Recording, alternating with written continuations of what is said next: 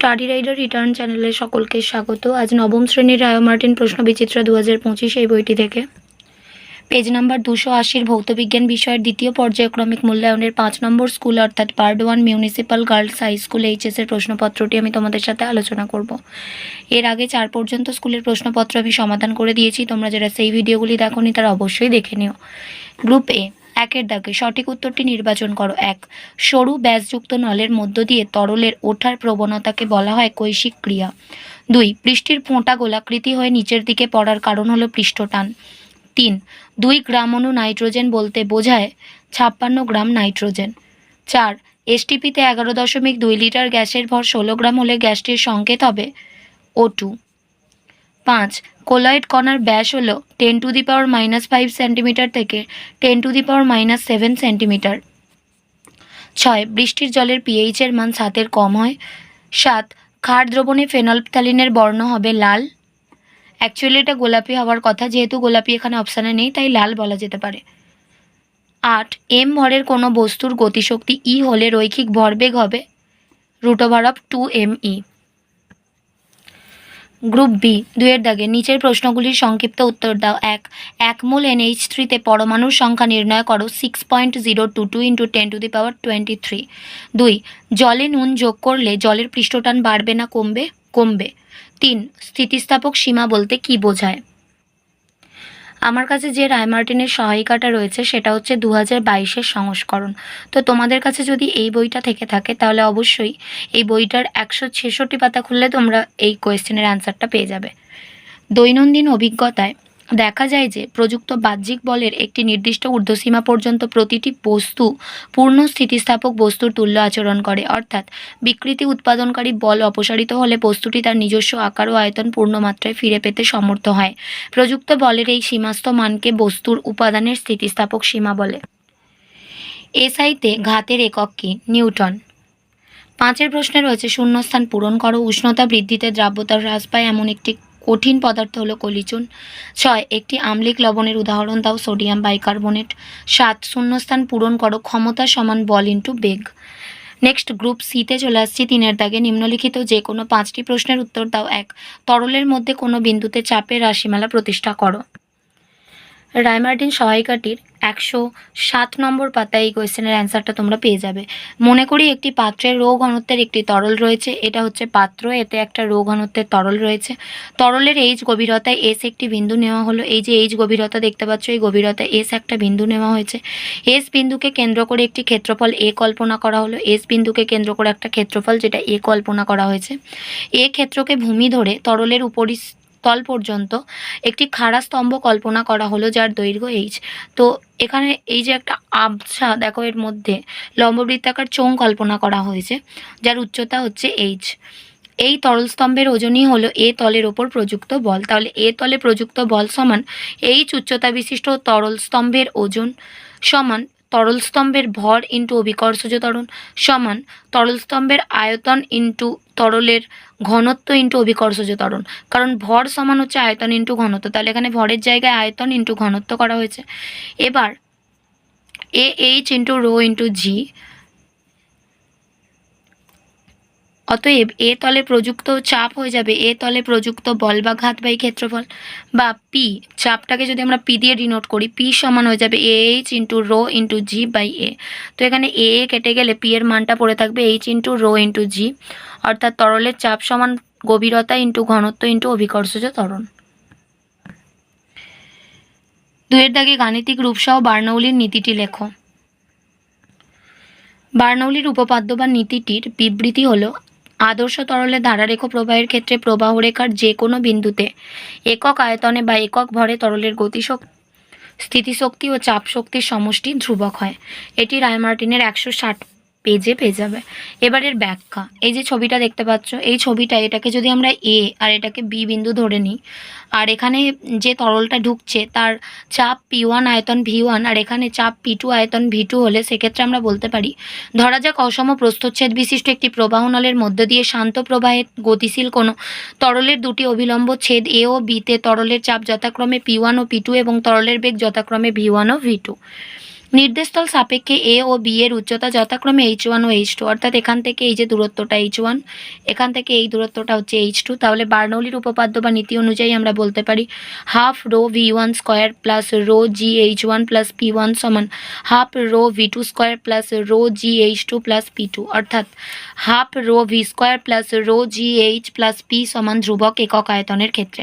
এবার পুরোটাকে যদি আমরা রো দিয়ে ভাগ করে দিই তাহলে এখানে আমরা পেয়ে যাব half V1 square, half V1 square plus এখানে আমরা পেয়ে যাব GH1, এই যে GH1 প্লাস এখানে P1কে রো দিয়ে ভাগ করলে P1 বাই রো।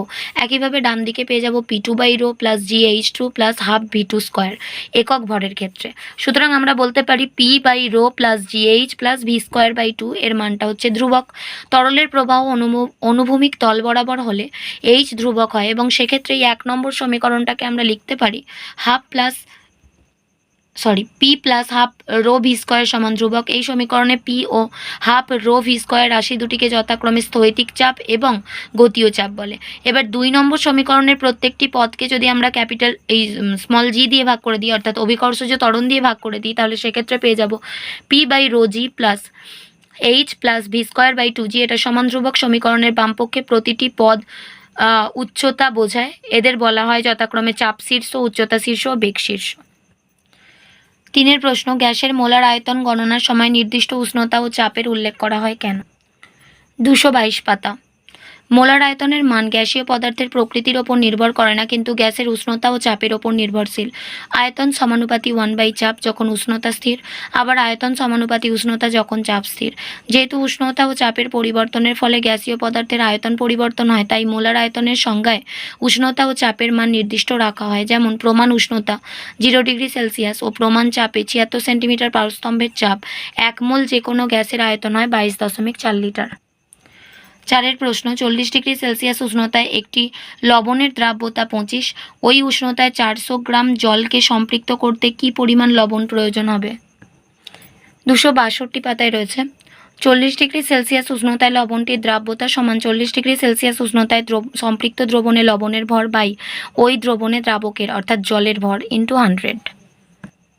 এরপর দ্রাব্যতার মানটা তো দেওয়া রয়েছে 25 সমান 40 ডিগ্রি সেলসিয়াস উষ্ণতায় সম্পৃক্ত দ্রবণে লবণের ভরটা জানা নেই, এটা আমাদের বের করতে হবে, বাই দ্রাবকের ভরটা দেওয়া আছে 40 গ্রাম ইন্টু 100 গ্রাম। তো এখানে যদি কাটাকাটি করা হয় তাহলে নিচে আসবে 4, তো 4 25 হয়ে যাবে 100 গ্রাম, অর্থাৎ 40 ডিগ্রি সেলসিয়াস উষ্ণতায় 400 গ্রাম জলকে সম্পৃক্ত করতে 100 গ্রাম লবণ প্রয়োজন হবে। 5 প্রশ্ন, সালফিউরিক অ্যাসিডকে রাসায়নিকভাবে কিভাবে শনাক্ত করবে বিক্রিয়া সহ লেখো। 282 পাতা। একটি টেস্ট টিউবে সালফিউরিক অ্যাসিডের জলীয় দ্রবণ নিয়ে তার মধ্যে বেরিয়াম ক্লোরাইডের স্বচ্ছ জলীয় দ্রবণ যোগ করলে অদ্রাব্য সাদা বর্ণের বেরিয়াম সালফেটের অধক্ষেপ পড়ে, যা লঘু HCl বা HNO3 তে অদ্রাব্য। রাসায়নিক বিক্রিয়াটা এখানে মাস্ট দিতেই হবে। H2SO4 প্লাস BaCl2 সমান BaSO4। যেহেতু এটা অধক্ষিপ্ত হচ্ছে তাই অ্যারোটা নিচের দিকে দেওয়া আছে প্লাস 2HCl। এটাই হলো সালফিউরিক অ্যাসিডের শনাক্তকরণ বিক্রিয়া। 6 প্রশ্ন, একটি বস্তুর ভর 200 কেজি, কত উচ্চতায় তুললে বস্তুটির স্থিতিশক্তির মান 9800 জুল হবে? বস্তুর ভর হচ্ছে 200 কেজি, স্থিতিশক্তি ইপি সমান 9800 জুল, অভিকর্ষজ ত্বরণ জি এর মানটা 9.8 মিটার পার সেকেন্ড স্কোয়ার। এবার আমরা জানি স্থিতিশক্তি ইপি সমান হচ্ছে mgh, বা এটাকে ঘুরিয়ে লিখলে mgh সমান ইপি। এখান থেকে আমরা এইচ এর মানটা বার করব, ইপি বাই এমজি। আচ্ছা, এখানে ইপি লেখা হয়েছে কারণ হচ্ছে পি মানে পোটেন্সিয়াল, ইপি মানে পোটেন্সিয়াল এনার্জি বা স্থিতিশক্তি, সমান এখানে ইপির মানটা 9800 ইন্টু 10 করা হয়েছে, তার কারণ 9.8 এই দশমিকটা তোলা হয়েছে, তাই জন্য দশমিকের ডান দিকে একটা সংখ্যা বলে এখানে 10 এসছে, আর নিচে হচ্ছে এম এর মানটা যেটা ছিল সেটা হচ্ছে 200। এবার এখানে নিচে দুটো শূন্য, এখানে দুটো শূন্য কাটলো, 98 এর সাথে 98 কাটলো, 2 দিয়ে 10কে কাটলে হয় 5, তাহলে এখানে পড়ে থাকছে 5 মিটার। সুতরাং নির্ণেয় উচ্চতা 5 মিটার। গ্রুপ ডিতে রয়েছে নিম্নলিখিত যে কোনো 5টি প্রশ্নের উত্তর দাও। এক পৃষ্ঠটানের ওপর বিভিন্ন বিষয়ের প্রভাব ব্যাখ্যা করো। 141 পাতা। তরলের পৃষ্ঠটান নিম্নোক্ত বিষয়গুলি দ্বারা প্রভাবিত হয়ে থাকে। 1 উষ্ণতা। উষ্ণতা বৃদ্ধির সঙ্গে তরলের অণুগুলির মধ্যে গড় দূরত্ব বাড়ে, ফলে সংশক্তি বল কমে, তাই উষ্ণতা বাড়ালে পৃষ্ঠটানের মান হ্রাস পায়। তরল তামা ও তরল ক্যাডমিয়াম ছাড়া আর সমস্ত তরলের ক্ষেত্রেই এই সাধারণ নিয়ম প্রযোজ্য হয়ে থাকে।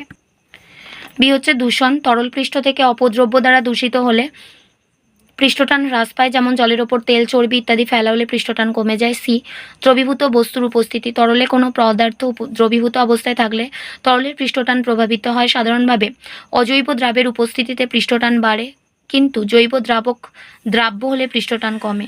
ডি, তরল সংলগ্ন মাধ্যমের প্রকৃতি, তরলের পৃষ্ঠটান তার সংস্পর্শে থাকা মাধ্যমের প্রকৃতির ওপর নির্ভর করে। ই, তড়িদাহিতকরণ, তরল পৃষ্ঠ তড়িৎগ্রস্ত হলে তার পৃষ্ঠটানের মান হ্রাস পায়। 2 প্রশ্ন, 22 গ্রাম কার্বন ডাইঅক্সাইডে যত সংখ্যক অণু আছে ঠিক তত সংখ্যক অণু কত গ্রাম H2S এ থাকবে? CO2 এর আণবিক গুরুত্ব হচ্ছে 12 প্লাস 2 গুণিতক 16 সমান 12 প্লাস 32 সমান 44।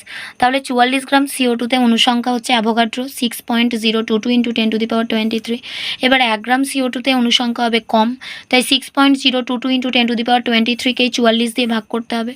আর 22 গ্রাম CO2তে অনুসংখ্যা থাকবে 6.022 ইন্টু 10⁻23 ইন্টু 22/44।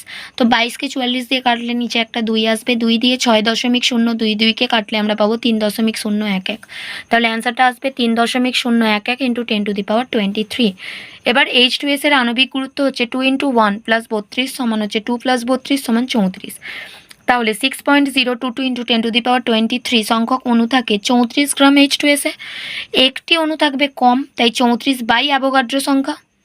আর 3.011 ইন্টু 10⁻23 সংখ্যক অণু থাকবে 34 ইন্টু 3.011 ইন্টু 10⁻23 বাই 6.022 ইন্টু 10⁻23।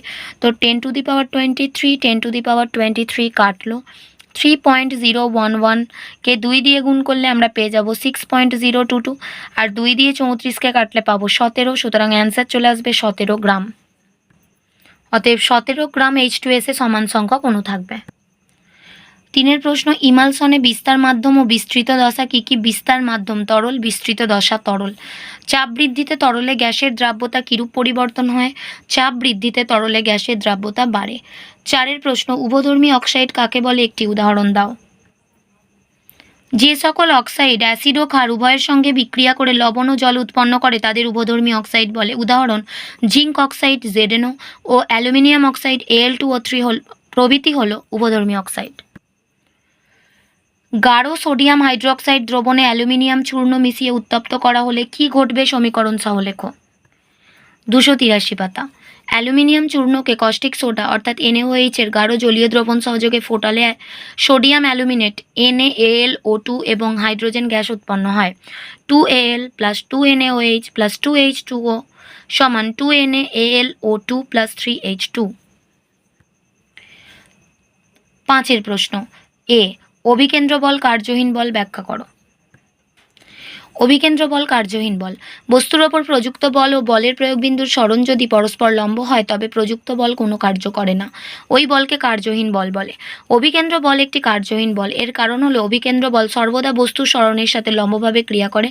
বল ও সরণের মধ্যে কোণ 90 ডিগ্রি হলে কৃতকার্য শূন্য হয়। উদাহরণ, কোনো বস্তুকে বৃত্তাকার পথে ঘোরানোর জন্য অভিকেন্দ্র বলের প্রয়োজন হয়। এই বলটি বস্তুকে বৃত্তের কেন্দ্রে ধরে রাখে, ফলে বস্তুটি বৃত্তের বাইরে চলে যায় না। অভিকেন্দ্র বল কার্যহীন বল। পরের প্রশ্ন, CGS পদ্ধতিতে কার্যের অভিকর্ষীয় একক কি? গ্রাম সেন্টিমিটার। 6 দাগের এতে রয়েছে একটি হালকা ও একটি ভারী বস্তুর গতিশক্তি সমান, কার ভরবেগ বেশি ও কেন? বস্তুর গতিশক্তি E সমান p²/2m অর্থাৎ p সমান √2mE, যেখানে চিহ্নগুলি প্রচলিত অর্থযুক্ত। p সমানুপাতি √m যখন E ধ্রুবক। একটি হালকা বস্তুর ভর m1 ও ভরবেগ p1 এবং ভারী বস্তুর ভর m2 ও ভরবেগ p2 হলে p1/p2 সমান √m1/m2 is less than 1। সুতরাং বলা যায় p1 is less than p2। সুতরাং একটি হালকা ও একটি ভারী বস্তুর গতিশক্তি সমান হলে ভারী বস্তুর ভরবেগ বেশি হবে। এটা তোমরা 361 পাতায় পাবে। বিয়ের প্রশ্ন রয়েছে, 10 গ্রাম ভরের একটি বুলেট 400 মিটার পার সেকেন্ড বেগে গতিশীল হলে বুলেটের গতিশক্তি কত হবে? বুলেটের ভর m সমান 10 গ্রাম সমান, এটাকে কেজিতে নিয়ে গেলে 10/1000 কেজি। তাহলে একটা শূন্য কেটে যাবে, উপরে 1 নিচে 100 কেজি। বুলেটের গতিবেগ v সমান 400 মিটার পার সেকেন্ড, তাহলে বুলেটের গতিশক্তি E কে সমান হাফ mv² সমান হাফ ইন্টু m মানে হচ্ছে 1/100, সেটা করা হয়েছে ইন্টু v² মানে হচ্ছে 400 তার স্কোয়ার এত জুল। তাহলে এখানে আসছে 1/2 ইন্টু 1/100 ইন্টু 400² মানে 400 ইন্টু 400। এবার দেখো 100 দুটো শূন্য 400 দুটো শূন্য কাটছে, আর 2 দিয়ে 4কে কাটলে 2 দুগুণে 4, 400 ইন্টু 2 সমান হচ্ছে 800 জুল। তাহলে বুলেটের গতিশক্তি হবে 800 জুল। আজ এ পর্যন্তই। ভিডিওটি ভালো লাগলে অবশ্যই একটা লাইক দিও, আর পড়াশোনা সংক্রান্ত এরকম আরও গুরুত্বপূর্ণ ভিডিও পেতে বিনামূল্যে আমাদের চ্যানেলটি সাবস্ক্রাইব করে পাশে থাকা বেল আইকনটি প্রেস করো আর বন্ধুদের সাথে শেয়ার করো। ভালো থেকো, খুব তাড়াতাড়ি ফিরে আসছি নেক্সট ভিডিওতে। Thanks for watching.